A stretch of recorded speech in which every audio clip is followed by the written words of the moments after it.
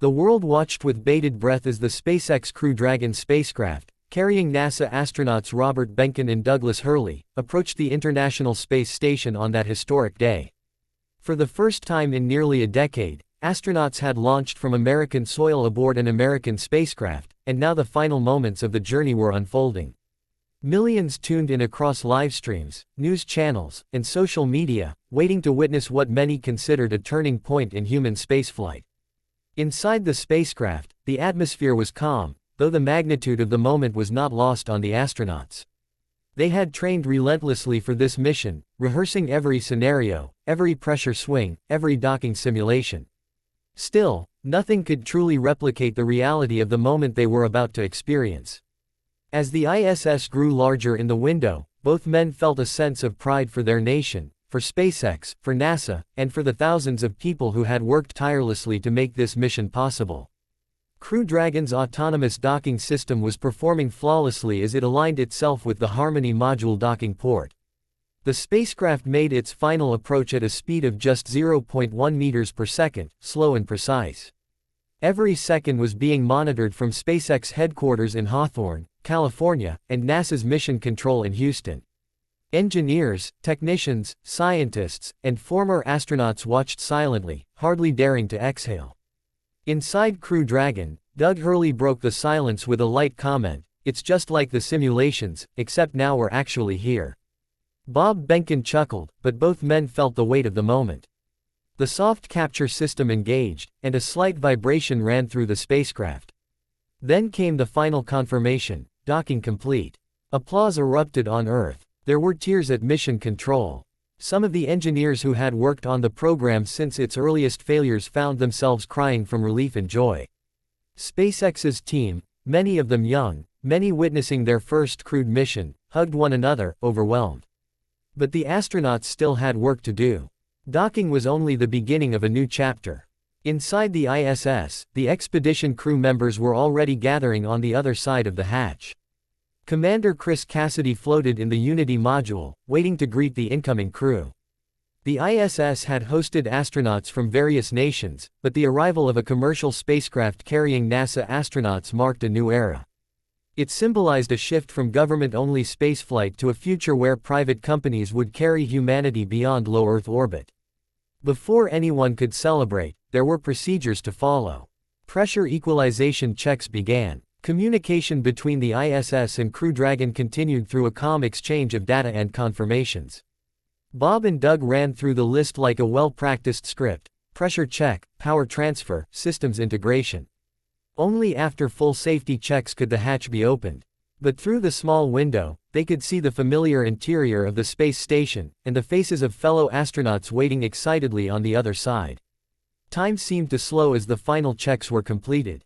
On Earth, news anchors filled the anticipation with commentary, sharing details about the mission, the astronauts, backgrounds, and the significance of the moment.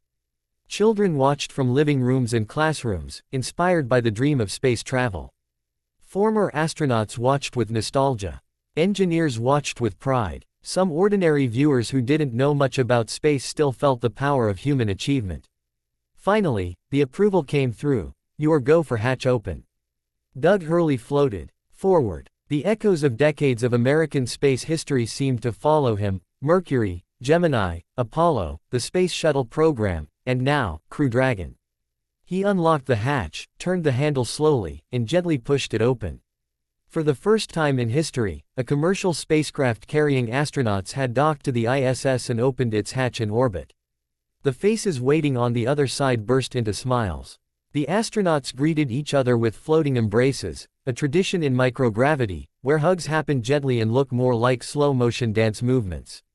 Chris Cassidy welcomed them aboard with the words, "It's great to have you on the station." Welcome aboard. The symbolic meaning of those words extended far beyond the walls of the ISS. It was not just a welcome to a spacecraft, it was a welcome to a new era of space exploration. As the crew exchanged greetings and laughter, the energy inside the ISS felt renewed.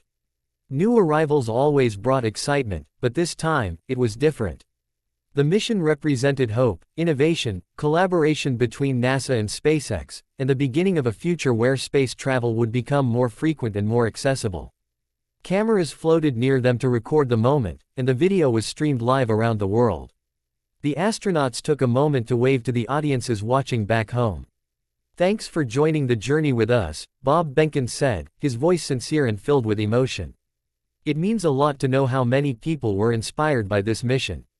Over the next few hours, the new arrivals gave viewers a brief tour of Crew Dragon from inside the ISS. They demonstrated how the spacecraft differed from the old space shuttle: touchscreen controls instead of rows of manual switches, sleek design, and advanced automation. The world marveled at the inside of a spacecraft that looked like something from a science fiction film, yet was now real, functional, and carrying astronauts. SpaceX's design philosophy was clear: if humans were going to travel beyond Earth, to the Moon, to Mars, the experience should be modern, intuitive, and safe. After the tour, the joint crew gathered for a conference call with NASA leadership, the SpaceX team, and political leaders. NASA Administrator Jim Bridenstine addressed the astronauts, saying, "You have restored national pride in spaceflight. You've brought us into a new era. America has returned to space, and we've done it in a new way." Elon Musk appeared on the screen, visibly emotional. For him, this was a dream decades in the making. He had faced skepticism, mockery, failed rockets, explosion after explosion, and yet, he persisted. "I'm incredibly proud of the SpaceX team and honored to work with NASA," he said. "This is a step toward making life multiplanetary. I hope that children watching this today will think, 'I want to be an astronaut,' or 'I want to build rockets.'" His voice trembled slightly, a rare moment of vulnerability. The astronauts on the ISS smiled at him, knowing full well that without his determination, they would not be sharing this moment in orbit. For the astronauts, the work began almost immediately. They transferred equipment, conducted system tests, and settled into the routines of space living. Zero-gravity hygiene, exercise, meals, scientific experiments, they adapted quickly to the rhythm of the station. Their mission wasn't just symbolic, it involved vital scientific research, technology testing, and preparations for future crewed missions. Meanwhile, on Earth, the excitement continued. Newspapers printed headlines about the historic docking. Children drew pictures of rockets and astronauts. Universities held special lectures. Documentaries began production. The Crew Dragon mission inspired a new wave of curiosity about space exploration. For those who grew up in the 1960s, it revived the thrill of the Apollo era. For those who came of age during the shuttle era, it echoed familiar pride. And for the younger generation, it introduced something new: spaceflight led by private companies and yet fully integrated with national space agencies. In the days that followed, the Crew Dragon spacecraft continued to impress.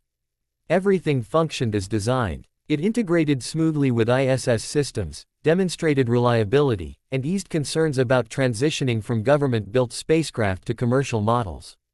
The mission was proving to the world that the future of spaceflight would be built not by one organization alone, but through partnerships and innovation. As Bob and Doug adapted to life in orbit, their camaraderie with the ISS crew grew. They shared meals, floated through modules while chatting about home, and reflected on the mission's significance. They even took a moment to peek out of the cupola, a windowed observatory, with Earth glowing beneath them in breathtaking blues and whites. Looking down at Earth had a humbling effect on every astronaut who had ever been up there. The view reminded them of unity, fragility, and the importance of exploring beyond borders. Bob remarked, "When you see Earth from up here, you realize we're all on the same team down there. I hope this mission brings people together in that same spirit." During one of the live Q&A sessions with children watching from Earth, a student asked, "What does it feel like to open the hatch for the first time?" Doug smiled thoughtfully. "It feels like opening a door to the future," he answered. "It's a moment you can't fully prepare for. But when the hatch opens and you see friendly faces waiting, it feels like coming home, just in space." The mission wasn't just a technical success, it was a human one. It showed that courage, innovation, and collaboration could break boundaries once thought impossible. Governments and private companies, once seen as separate worlds, were now working together to push humanity forward. As their stay aboard the ISS continued, Bob and Doug trained for the journey home. Just as docking had been historic, so too would the return. Crew Dragon needed to prove that it could safely bring astronauts back to Earth. Every test, every maneuver, every moment was recorded, analyzed, and learned from.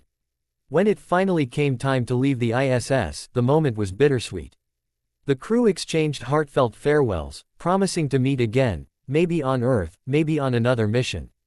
As Bob and Doug sealed the hatch behind them, they carried with them the memories of the mission, the pride of a nation, and the hopes of future generations. The Crew Dragon undocked, drifted away, and began its journey home to Earth. It splashed down successfully, and recovery teams brought the astronauts back to land. The mission was declared a triumph from start to finish. SpaceX Demo-2 became more than a mission, it became a symbol. It showed the world that innovation thrives when imagination meets determination. It proved that space exploration was not reserved for the pages of history books, it was alive, evolving, and accelerating. And it reminded humanity that no matter how divided the world might be at times, we all look up at the same sky, dream of the same stars, and share the same hope that someday, we will go further, back to the moon, to Mars, and beyond. The moment the hatch opened, human spaceflight changed forever. In generations from now, when people look back on the milestones that shaped humanity's journey to the stars, that simple act, the opening of a hatch, will be remembered as the doorway to the future.